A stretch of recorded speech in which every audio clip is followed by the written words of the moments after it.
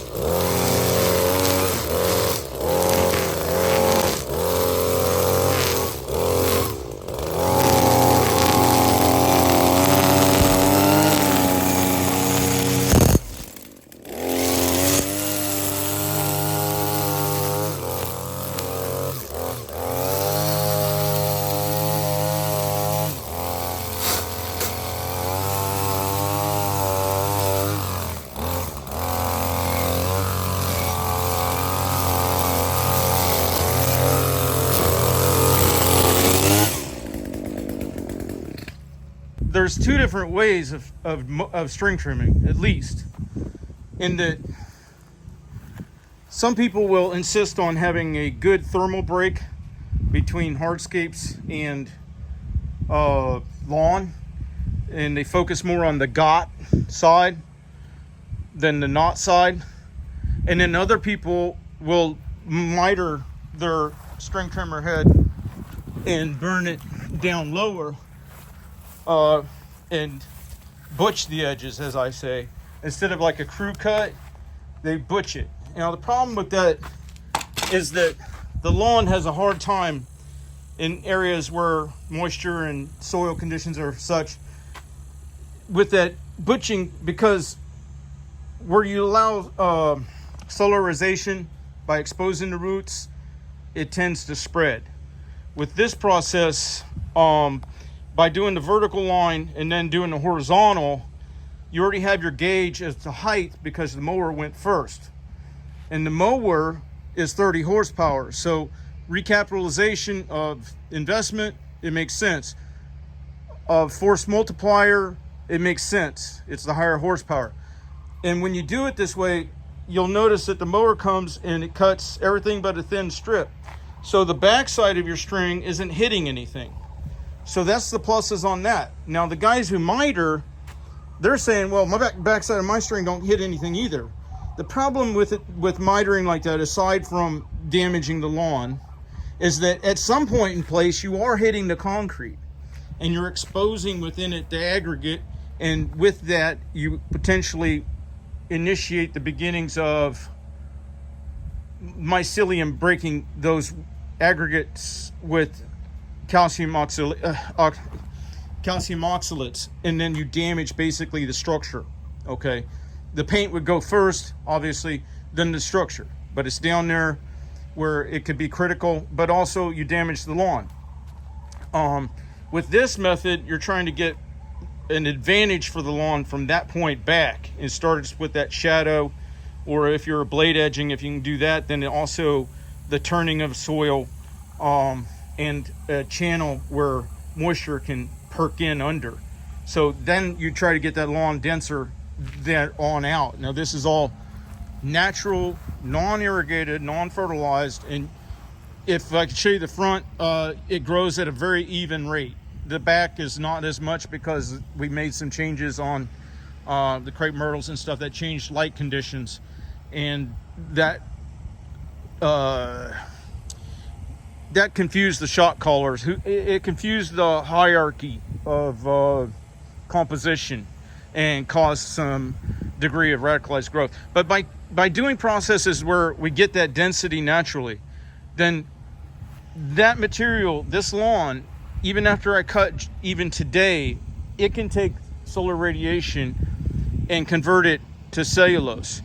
And therefore we don't have thermal increase.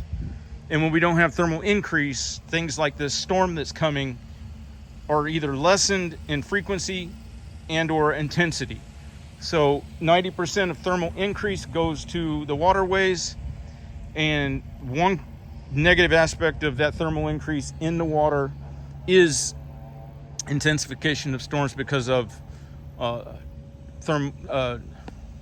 ocean available energies.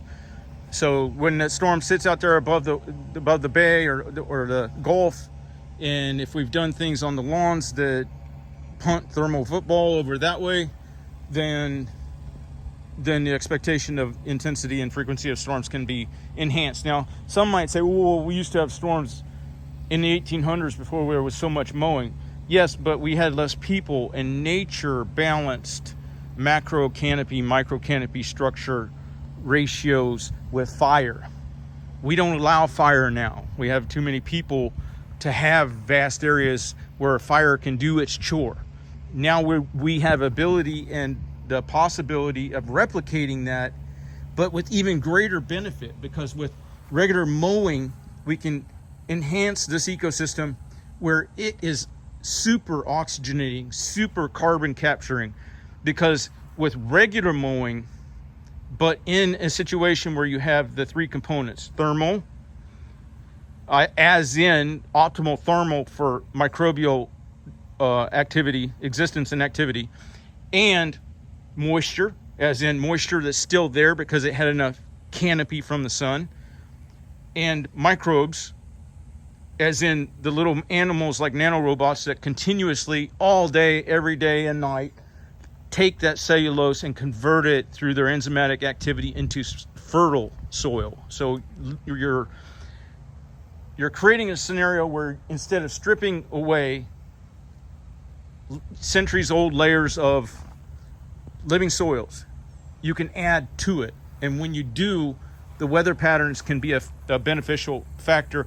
It's real deep, and I can't get into it right now, but